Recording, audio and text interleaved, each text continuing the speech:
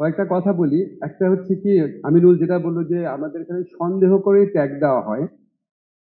আচ্ছা, আমিনুলের কথা প্রসঙ্গ আগে একটু প্রথম আলো আর প্রথম আগে একটু ধন্যবাদ জানাই। এই উপন্যাসটা যখন আমি লিখে আমার সারাক্ষণ মনে হচ্ছিল এটা কি প্রথম আলো সংখ্যা ছাপবে কিনা। কারণ একটা সময় ছিল যখন 2009 সনের দিকে আওয়ামী লীগ গভর্নমেন্ট ক্ষমতা আসলো, অনেক কিছু লিখতে পারতাম। একটা লেখা শিরোনাম ছিল, দায় নেবেন না প্রধানমন্ত্রী, সেখানে নাম উল্লেখ করে লিখতে পারতাম। তারপর সেটা কমা শুরু করলো, কমতে কমতে সেলফ এডিটিং করতাম। প্রত্যেক দিন একটা যুদ্ধের মতো হতো। জাকারিয়া ফোন করে বলছে, আসিফ ভাই এটা তো একটু চেঞ্জ করতে হবে। এখন আমি তো এমন কিছু লিখতে পারি না যেটাতে প্রথম আলোর উপর আঘাত আসে, আমার উপর আঘাত আসে, লেখা বন্ধ হয়ে যেতে করা যাবে না। তো এরকম করতে করতে করতে করতে খুব আমার স্ত্রী দেখতো, আমি খুব খুব হতাশ লাগতো যে লিখতে পারতেছি না, জাস্ট অন্যভাবে লিখতে হচ্ছে। আমি আবু বকর যখন লিখলাম আমার খুবই সন্দেহ লেগেছিল যে আমি অনেক জায়গায় বলতাম এই কথাটা যে শিবির সন্দেহে যে পিতা এটা দেশে কোন আইন আছে। এবং এই কথা বলার জন্য আমার কত ঘনিষ্ঠ বন্ধু যে আমার কত দূরে চলে গেছে এটা পরে বলবো।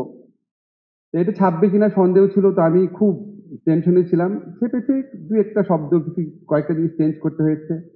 নাজিম যেরকম বললো, প্রথম থেকে খেয়াল রেখেছি যে একটা অলিখিত নিয়ম হয়ে গেছিল বাংলাদেশে, তিনটা বিষয়ে কথা বলা যাবে না। একটা হচ্ছে নিয়ম, রুল।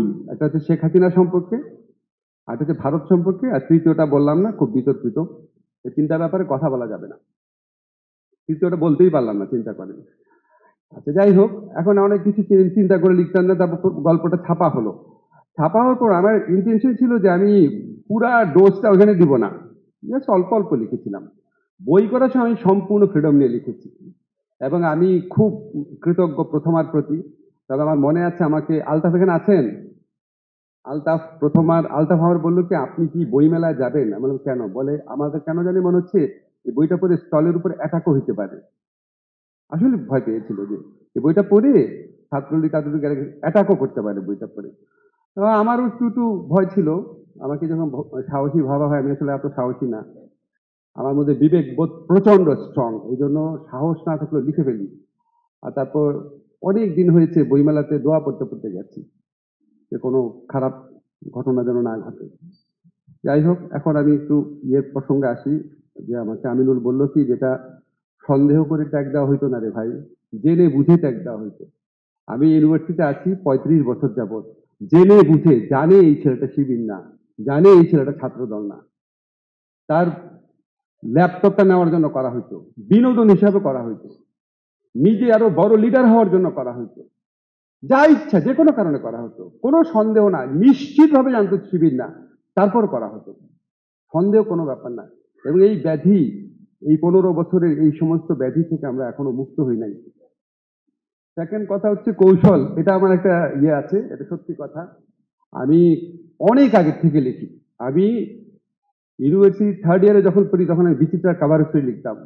যারা তখন বিচিত্রা পড়তেন তারা জানেন যে কিরকম ব্যাপার। আমাকে দেখে মানুষ হতবাক হয়ে যেত, আমি এত অল্প বয়স্ক ছেলে। তা আমি তো অনেক বছর যাবত দেখি। আমি সবসময় ফান করে বলি, হাসিনা খালেদা যখন পলিটিক্সে আসছে তখন আমি বিচিত্রা কাভার স্টোরি লিখতাম। I know them. আমি অনেক চালাকি করে লিখতে পারি। যেমন আপনাদের মনে আছে, আমি একটা ফেসবুক স্ট্যাটাস দিয়েছিলাম যে সুষ্ঠু নির্বাচন হলে কাবুল বিমানবন্দরের মতো অবস্থা হবে বাংলাদেশে। তারপর আমার রুমে তালা দেওয়া হলো এবং ঘোষণা দেওয়া হলো আমাকে যেখানে পাওয়া হবে ধাওয়া করা হবে, মারা হবে। তারপর মামলা দায়ের করতে গেল ডিজিটাল সিকিউরিটি অ্যাক্টে। যে লয়ারের কাছে মামলা দায়ের করতে গেছে সে আবার আমার স্টুডেন্টের বন্ধু। সে আমার পরে বললো, স্যার আমি এটা তো পেয়ে অবাক হয়ে গেছি। বললাম, এখানে তো আওয়ামী লীগের নাম নাই। সুষ্ঠু নির্বাচন হলে কাবুল বিমানবন্দরের মতো অবস্থা হবে। সুষ্ঠু নির্বাচন হলে আওয়ামী লীগ হারবে, এটা তো বলা নাই। তো তুমি ধরে নিলে কেন? তোমাকে বলছে। বলে তো মামলা করা যাবে না। তারা অনেকগুলো লয়ারের কাছে ঘোরাঘুরি করেছে, সবাই বুঝেছে এটা আওয়ামী লীগকে বলা হয়েছে। আমার রুমে তালা দিয়েছে, আমাকে যেখানে পাবে ক্যাম্পাসে ধাওয়া করে আমাকে বিতাড়িত করা হবে প্রকাশ্যে বলা হয়েছে, কিন্তু মামলা করতে পারে নাই। আমি তো লয়ের ছাত্র। যাই হোক, তা আমরা যখন কথা বলতাম খুব কষ্ট লাগতো। ধরেন কোনো টকশোতে যাওয়ার আগে চর্চা করে দিতাম কিভাবে কিভাবে কিভাবে বলবো। এই যে দুঃসহ যন্ত্রণা, এই দুঃসহ যন্ত্রণা থেকে আমরা জুলাই গণ অভ্যুত্থান কালে মুক্তি পেয়েছি।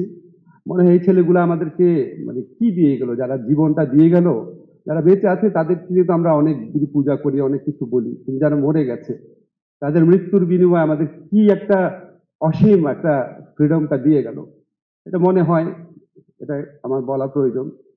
আরেকটা কথা বলেছেন যে